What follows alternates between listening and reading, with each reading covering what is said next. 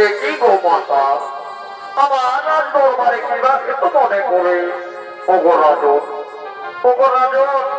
আমরা এসেছি সর্বপুর থেকে আমরা এসেছি তোমার কাছে আমার পুত্র ধর্মের তার ধর্ম রক্ষা করতে একই গো মাতা আমি সামান্য একজন নররাজন আমি কি প্রকারে তোমাদের ধর্ম রক্ষা করতে পারি হে রাজন তুমি যদি আমাদের ধর্ম রক্ষা না করো তাহলে যে অনিষ্ট হবে ওগো গো মাতা আমি তো ঠিকই সময় ধর্ম রক্ষা করবো হে তোমার যে পুত্রের ছিল তার চরণ সে কোন কেন মা তার চরণ গেল কোথায় শোনো রাজন শুনবেন তার পূর্বের বিবরণ তাহলে শোনো আমার পুত্রের ছিল চার চরণ এই চার চরণ হলো চারই যুগ প্রথম পর আমার পুত্রের ছিল সত্য যুগ সেখানে মানুষ যার যোগ্য উপাসন এমনকি নিজে পরস্পরের বন্ধনে থাকতো তাই আমার পুত্র তা ভুলে গিয়ে এখন বর্তমান মানুষ নিজ নিজ কর্মে মেতে উঠেছে তাই আমার পুত্রের সেই ধর্ম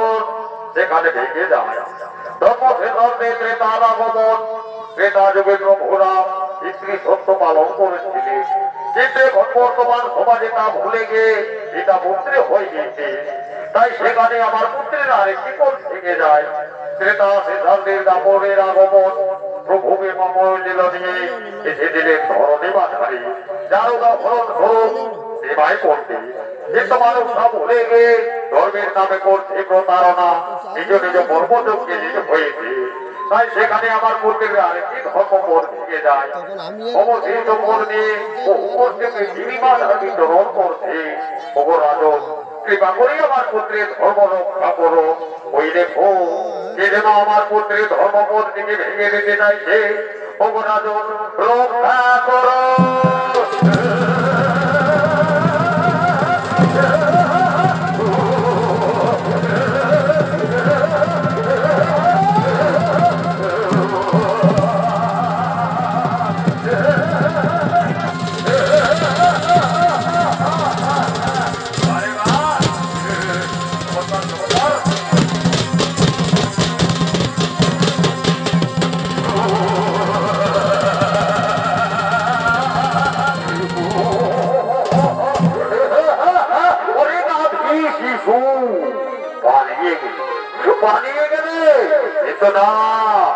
আমার হাত থেকে তুমি পালিয়ে নিয়ে তা পাবে না তুমি যে খালি লোকে ধাবো না কেন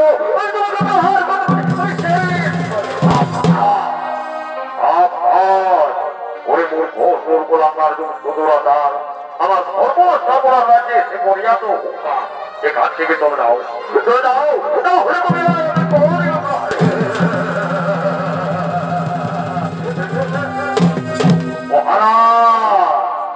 আমি চলে যেতে আসিনি আমি হলাম সত্য ত্রেতার আপন অবশিষ্ট মহাকলি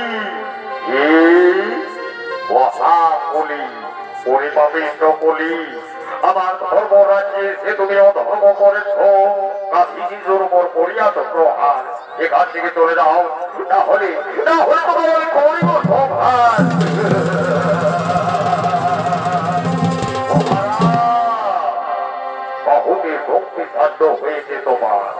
বহুতে শক্তি সাধ্য হয়েছে তোমার ধরো অস্ত্র করণ আর যুদ্ধেই পরীক্ষা হয়ে যাবে দেখি ওই যাবা মহারাজ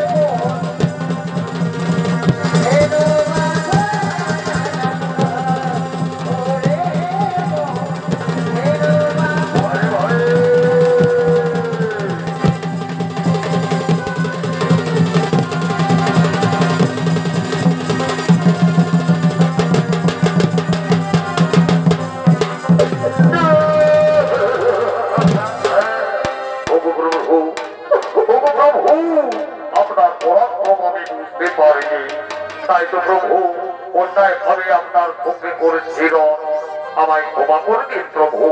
ওঠো ওঠো ওই বলি ওঠো, আমি তোমায় ক্ষমা করে দিলাম। কিন্তু যাও ওই বলি, আমার রাজ্যে কোনোদিন যেন তোমায় দেখতে না পাই। ওগো প্রভু, আমি যদি আপনার রাজ্য থেকে চলে যাই তাহলে কেউ অনিষ্ট হবে প্রভু। অন্ততে তার আপর যেমন তাদের যুগ সূচনা করেছিল, আমায় দিন প্রভু আমার যুগ সূচনা করতে। ওরে বলি, তোমার মনের ইচ্ছা হইবে পূর্ণ। যাও, আমি তোমায় দিলাম রাজ্য ভার। তুমি থাকবে চারি জায়গা, চারি জায়গা হইবে তোমার স্থান। সেই চারি জায়গা হলো, তুমি থাকবে মনের আলোয়, তুমি থাকবে বেশালয়, তুমি থাকবে কোথায় গানা, তুমি থাকবে পাপি তাপির সংস্পর্শে। না প্রভু না, না প্রভু না, আমি এ জায়গায় থেকে আগে থেকে বিরাজ করি। আমায় নতুন কোন বিশেষ জায়গা দিন, যেখানে আমি মনের সুখে বসবাস করতে পারি। বলি বলো তুমি কোন জায়গাতে থাকতে দাও। ওগো প্রভু, সত্য যদি আমার প্রতি কৃপণ হয়ে থাকেন প্রভু, তাহলে দিয়ে মরে জায়গা আমি যেন স্বর্ণ রক্ত পরিমাণত্ব ধনরত্নের উপর হয়ে থাক। বলি তাই করি, তোমার মনের ইচ্ছা হইবে পূর্ণ। তুমি ধনরত্ন স্বর্ণরত্নের উপর হইবে থাক, কিন্তু মনে রেখো, যে ধনরত্ন স্বর্ণরত্ন পরিমাণত্ব তৈরি করে মানুষ নিজের মনে স্বীকার করবে, যে ধনরত্ন তৈরি করে মানুষ নিজের মনে স্বীকার করবে, সেই সব ধনরত্নের উপর তোমার হইবে স্থান। তাহলে বলি, আমায় এখন রাজ্য ভার করতে হবে। আমি যাই, আমি যাই।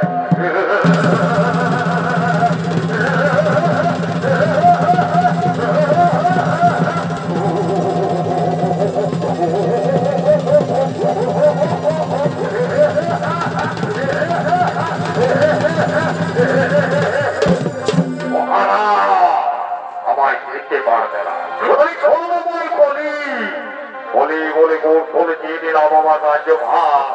কিন্তু যাবার সময় মনে যায়, আগত কলিযুগ হবে মহা ভয়ঙ্কর, মহা ভয়াল। চারিদিকে মানুষের মধ্যে পদার্থন ভরে যাবে, মানুষ নিজ কর্মে লিপ্ত হবে, মানুষ গাছের হবে, কেউ বান্দির হবে, মানুষের ধীরে ধীরে পাপের পাহাড়ে কাছে হবে। এই পাপের পাহাড়ে আমি বিরাজ করবো।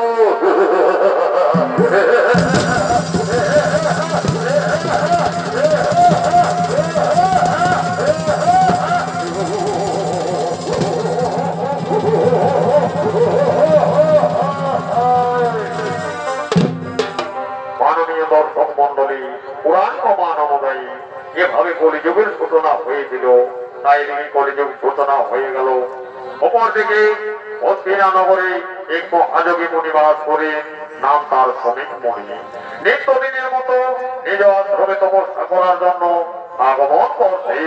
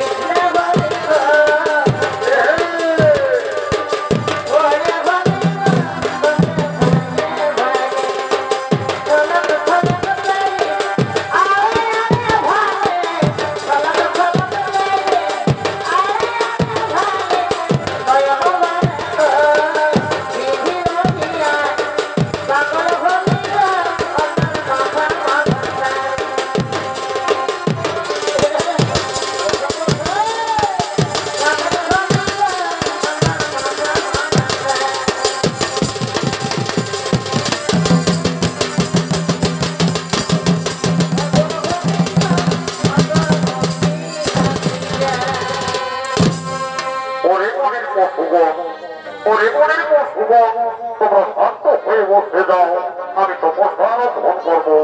তোমরা যদি চিন্তা চেঁচামেচি করো তাহলে যে আমার তপস্যায় বিঘ্ন হবে। তোমরা শান্ত হয়ে বসে যাও, আমি তপস্যার ধন করবো। নমো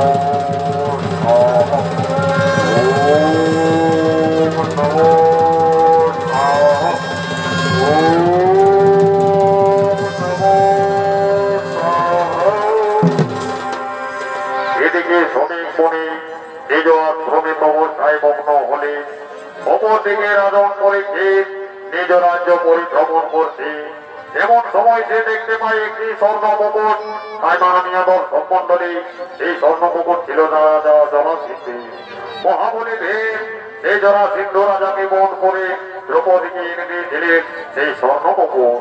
সেই স্বর্ণ মুকুট নিজ উত্তর শরীর ভেবে তা পরিধান করে সঙ্গে সঙ্গে তার কলি প্রবেশ করে এবং ধর্ম ত্যাগ হয়। এদিকে কলির প্রভাবে প্রভাবিত হয়ে রাজার হইলে চেহারা জ্ঞানহীন, বুদ্ধি ও বিবেকহীন। তাই রাজন একদিন মনের আনন্দে যত সঙ্গে সাথী সঙ্গে লয়ে রেগুলা শিকার করার জন্য গভীর অরণ্যের দিকে আগমন করছে।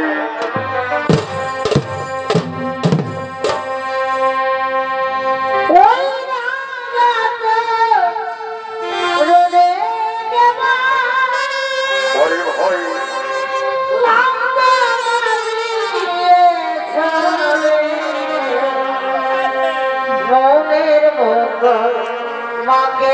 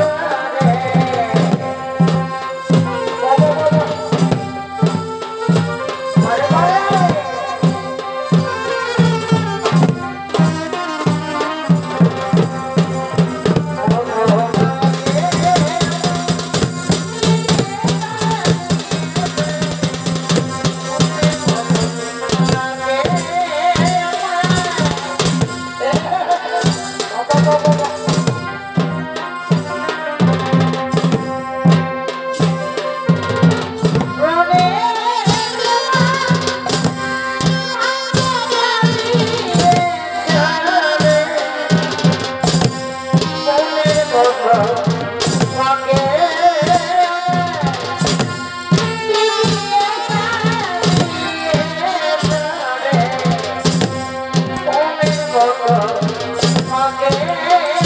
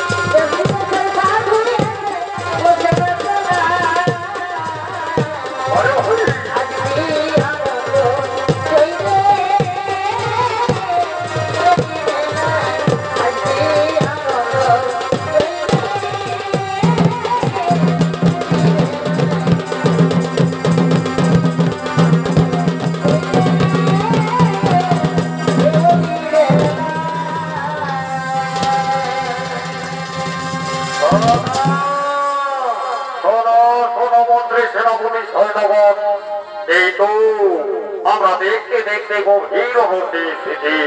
শুনেছি গভীর অরণ্যে অনেক কুৎসরিত বেগর হয়েছে। মহারাজ হে, আপনি ঠিকই বলেছে, এই অরণ্যে রয়েছে অনেক কুৎসরিত বেগর। ওরে ভাই মন্ত্রী সেনাপতি জয়নগর, তার বিলম্ব নয়, নিজ নিজ অস্ত্র নাও। আর ওই দেখো ওদিক থেকে আসবে হরিণ সব, তাকে আমরা জীবিত করবো। মহারাজ হে, আর বিলম্ব নয়, ওই তো ওদিক থেকে আসবে।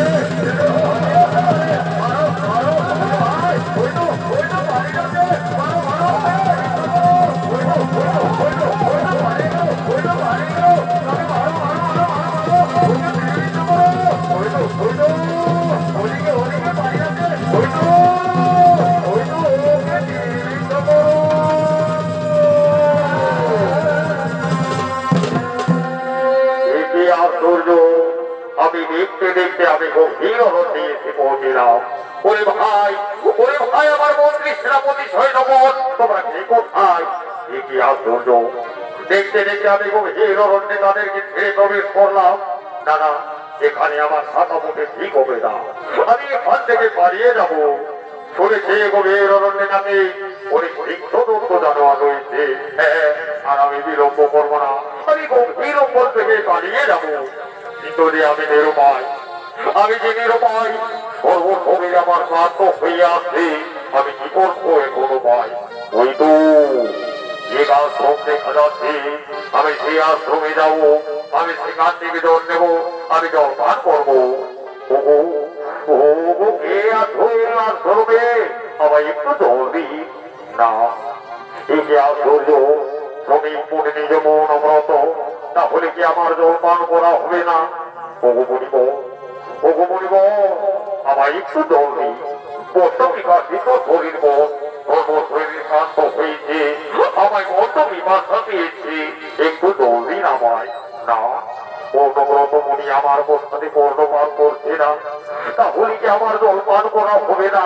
না না, আমার যে তৃষ্ণায় প্রাণ যায় যায়। ওগো বলিব, আমি আপনার রাজ্যের রাজন নাপন করেছি, আমায় জল দিন একটু, আমি জল পান করবো। না, এ তোমার তাকে বললাম, কিন্তু আমার মধ্যে কর্ণপান করলো না। পরে অহংকারে বলি, আমার রাজ্যে বসবাস করে আমার কোথাও রোবে না, এর জন্য তোমায় দণ্ড শাস্তি যেতে হবে। হ্যাঁ, ওই তো ওখানে পড়ে রয়েছে এক মৃত সর্প। এই মৃত সর্প তোমার বলে নিয়ে আমি পালিয়ে যাবো। হ্যাঁ, আর বিলম্ব নয়, আমি যাই। এই মৃত সর্প তোমার বলে নিয়ে পালিয়ে যাবো। হ্যাঁ, যখন তোমার ধান ভঙ্গ হয়ে যাবে, তা দেখে তুমি আজকে ঝরে উঠবে। যখন তোমার ধান ভঙ্গ হয়ে যাবে, তা দেখে তুমি আজকে ঝরে উঠবে। হ্যাঁ, আর বিলম্ব নয়, আমি এই সুযোগে পালিয়ে যাবো, আমি এই সুযোগে পালিয়ে যাবো। রাজক পরীক্ষিত আজ অহংকারের বসে মৃত সর্পের মালা বলে দিয়ে পালিয়ে গেল নিজ রাজ্যের দিকে। অপরদিকে তার পুত্র শ্রীকে, শ্রমিক মুনির পুত্র শ্রীকে, সে বিদ্যা শিক্ষা লাভ করে তার গুরু আশ্রম থেকে তার পিতার কাছে চলেছে।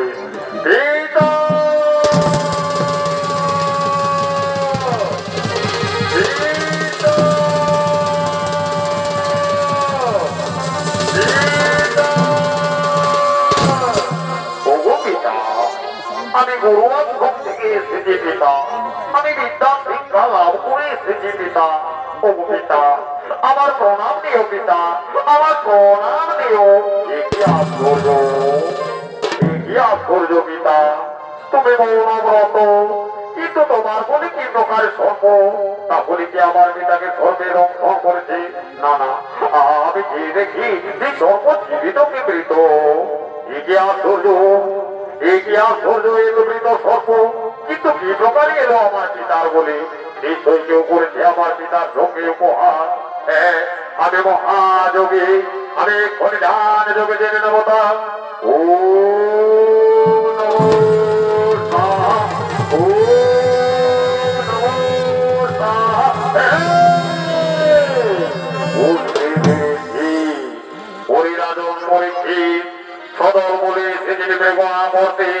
গভীর জঙ্গলে শিকারের বিচরা করতে করতে সঙ্গীহীন হয়ে পড়লে তুমি আমার পিতার আশ্রমে এসে জেনে কাতর হয়ে তৃষ্ণার্ত অবস্থায় আমার পিতার কাছ থেকে যে জেনে জল পিতা মৌনব্রত ছিল বলে তোমায় জল দিয়ে নেই, তাই করলি পিতার সঙ্গে উপহার।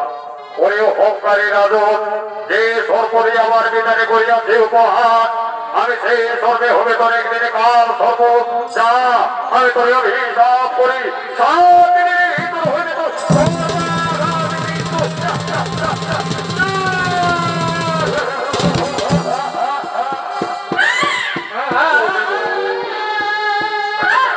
বলিব অভিশাপ দিও না, আপনার অভিশাপ বাক্য ফিরিয়ে দাও, আমাকে মুক্ত করে দাও। পরিবারকে কোনদিন না হবে লঙ্ঘন, তুমি ভুল করেছ, তুমি অহংকারের বসে আমার পিতার বলে কৃত সর্প দিয়েছ, এর জন্য তোমায় দণ্ড শাস্তি ভোগ করতে হবে। এ আমার আশীর্বাদ, এ আমার অভিশাপ।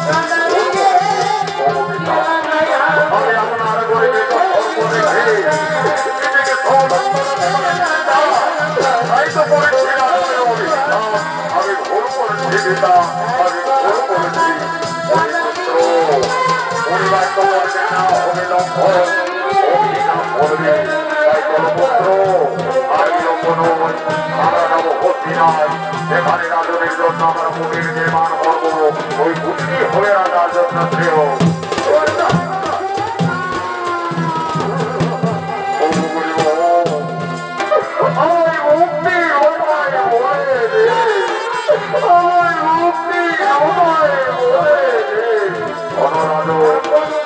তুমি পাবে না মুক্তি, কিন্তু এর জন্য তোমায় থাকতে হবে আত্মকল্যাণে, তবেই পাইবে মুক্তি। আমরা যাই গৃহতে নয় তোমার মুখে নির্মাণ করতে, আমরা যাই। আমার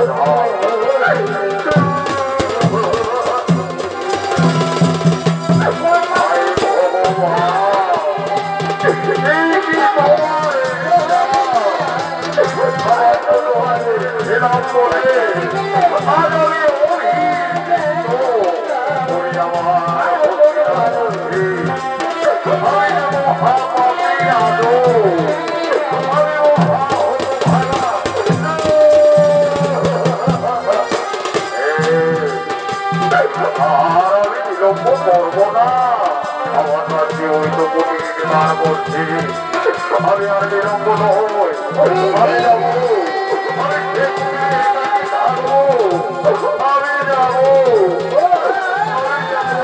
আমি কুটির নির্মাণ করছি আমি যাবো আমার কাছে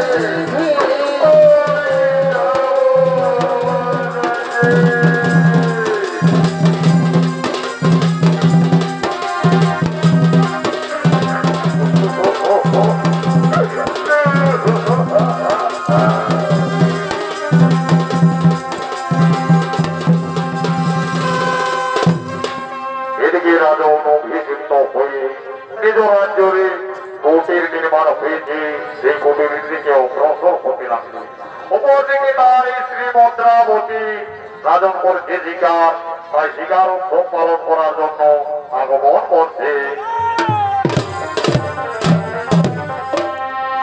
এই গুরুলাই হে গুরুলাই এ ভাই মাতা সে আসা এই গুরুলাই হে গুরুলাই এ ভাই মাতা সে আসা এই মন ভুলে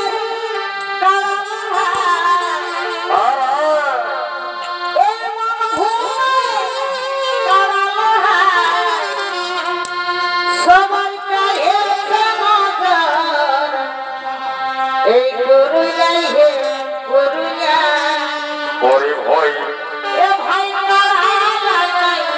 মাতা সে আসা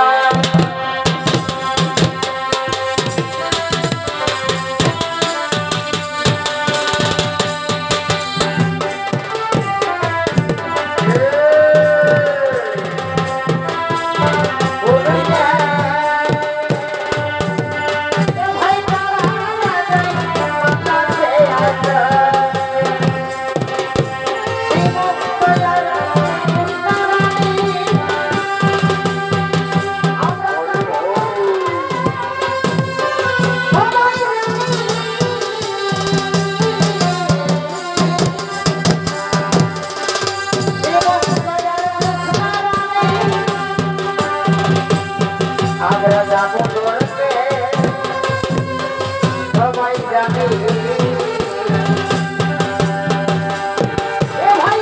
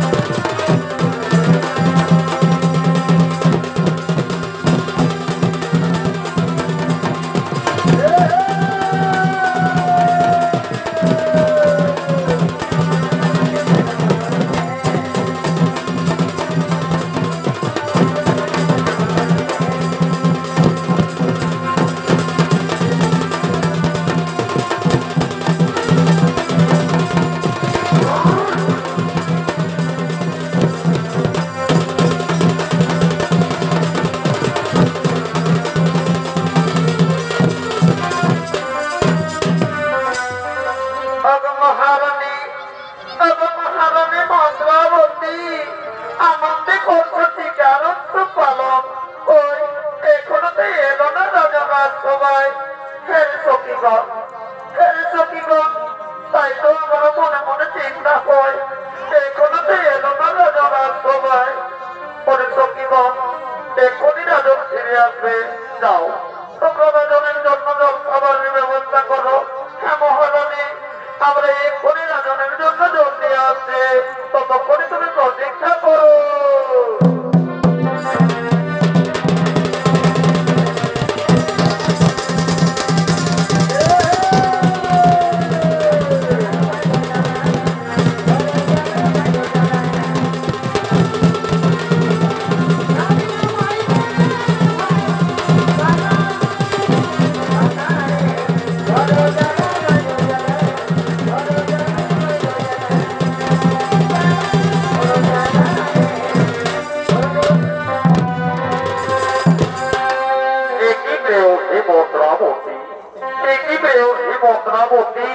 আনন্দে আত্মখানা হয়ে তোকে আমার স্বামী দেবতা, তুমি কি জানো না তুমি শিকার করতে গিয়েছিলে, তাই তো আমি শিকার উৎসব পালন করছি।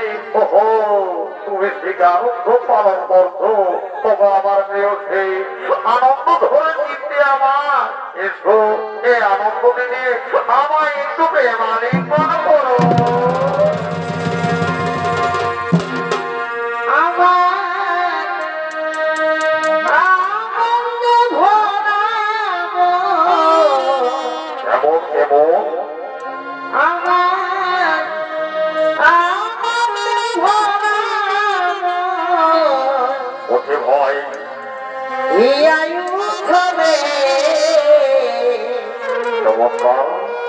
তুমি আসবে বলে, তুমি আসবে বলে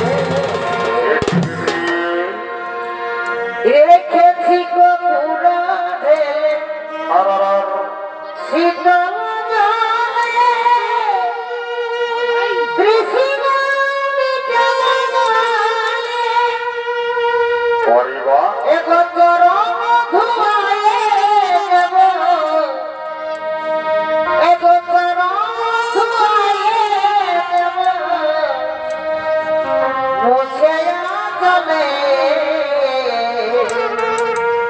তুমি আসবে বলে, তুমি আসবে বলে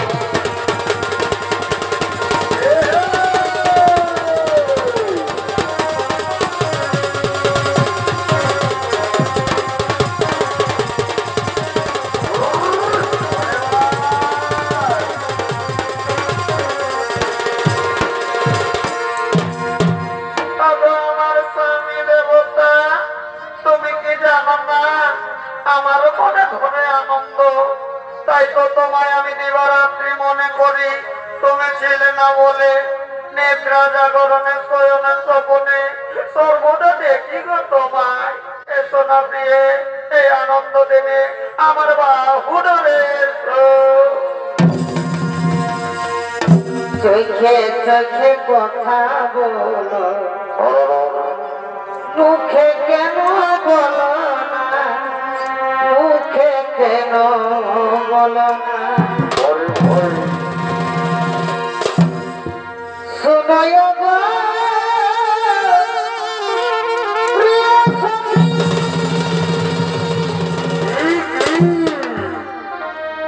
শয়নে স্বপ্নে দেখি, শুনয় গো প্রিয় সখী, শয়নে স্বপ্নে দেখি। আর তোমায় না দেখে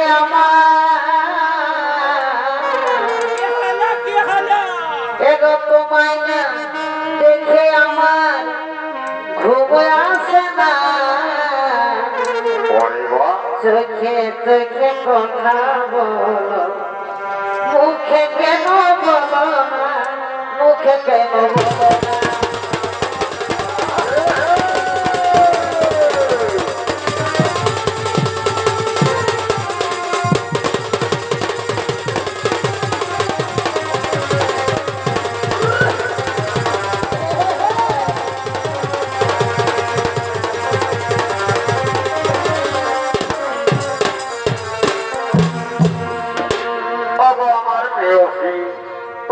জানো আমার প্রাণ তুমি কি জানো আমার কত শরীর ক্লান্ত তাও আমার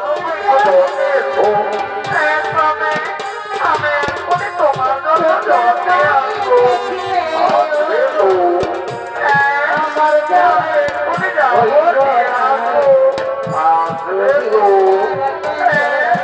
আমি এই যাবো আর নিয়ে আসবো আসবে তো যাবে আসবে তো আসবে তো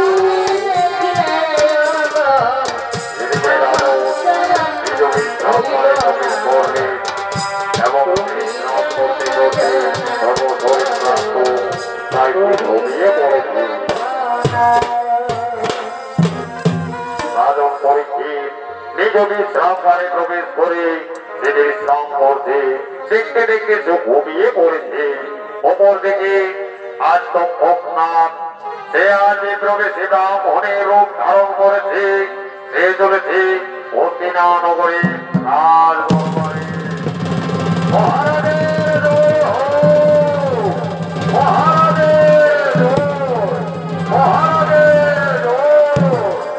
কি আশ্চর্য! ওগো রাজো, অতি নিদ্রাতে নিদ্রিত। কে দেখো রাজো, আমি তোমার দ্বারে আবদ্ধ। কে আমায় দাঁড়িয়েছে বলে মহারাজের জয় হোক! মহারাজের জয় হোক! কি ব্রাহ্মণ তুমি এসেছো আমার হাত দ্বারে কোন ব্রাহ্মণ কি বানাবি এসেছো আমার দরবারে ওগো রাজো আমি এসেছি এই জন্য আপনার রাজ্যের আমি হত দরিদ্র ব্রাহ্মণ নিত্যদিন ভিক্ষাবৃত্তি করি যা ভিক্ষা জোটে তা দিয়ে আমি আহার্য পূরণ করি শুনেছি রাজন তোমার নাকি ব্রহ্মসাপ হয়েছে তাই তো আমার অন্তরে লাগেছি এসেছি রাজন এই নাও আমার কাছ থেকে কিছু ধর্ম গ্রহণ করো না না ব্রাহ্মণ না আমি তোমায় কোনোদিন আমার রাজ্যে দেখিনি তুমি বলো ব্রাহ্মণ সত্যি করে বলো তোমায় কোনোদিন তো আমি রাজ্যে দেখিনি এ রাজন আমার প্রত্যাখ্যান করতো আমায় চিনতে পারবো না আমি যে তোমার রাজ্যের কত দরিদ্র ব্রাহ্মণ হয়েছে তাই তো আমার কাছে ওগো রাজন নাও তুমি এগুলি গ্রহণ করো না না ব্রাহ্মণ না আমি তো বললাম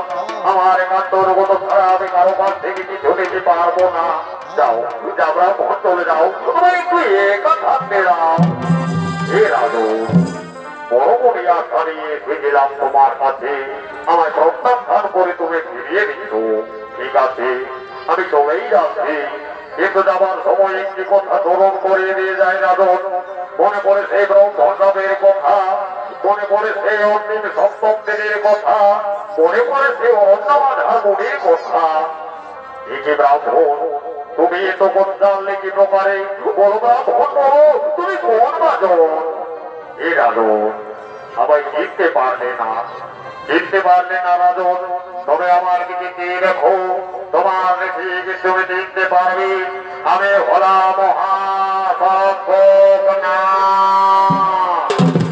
প্রভু আপনি সময় তো ভোগনা আমার দ্বারে থেকে আজন্মের সশ্রম দিলে আমায় দংশন করবার জন্য ওগো প্রভু আমার ইচ্ছা করিও পূর্ণ আপনার পূর্ণ রূপে একবার করিও দর্শন হে রাজন তোমার মনের ইচ্ছা হইনি পূর্ণ আমি আমার পূর্ণ রূপ করিয়েছি তোমায় দর্শন ওই দেখো আমার পূর্ণ রূপ তুমি করিও দর্শন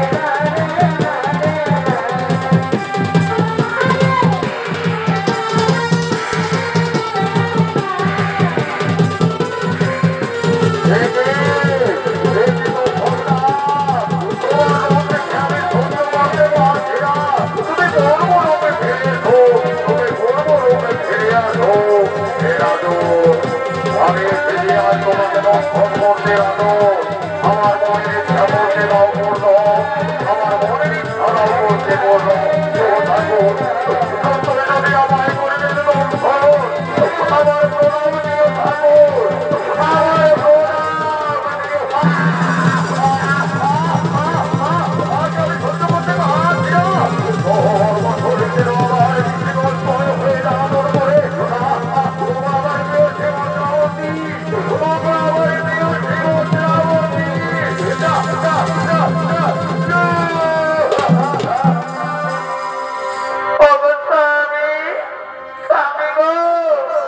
আমার প্রিয় শ্রীমদ্রাবতী আমার একটু বিরক্ত হয়ে গেল গো তুমি দেখতে দেখতে ঘুমিয়ে পড়েছ তোমার তো সর্বক্ষণে ক্লান্ত ছিল তাই তো তুমি ঘুমিয়ে পড়েছো স্বামী অবশ্যই ওঠো না গো ওঠো এই দেখো তোমার জন্য আমি জল দিয়ে এসেছি গো ওঠো না ওঠো দেখি ওর শরীর যেমন দিলে দেখা যায় কি গো বলে তুমি তোর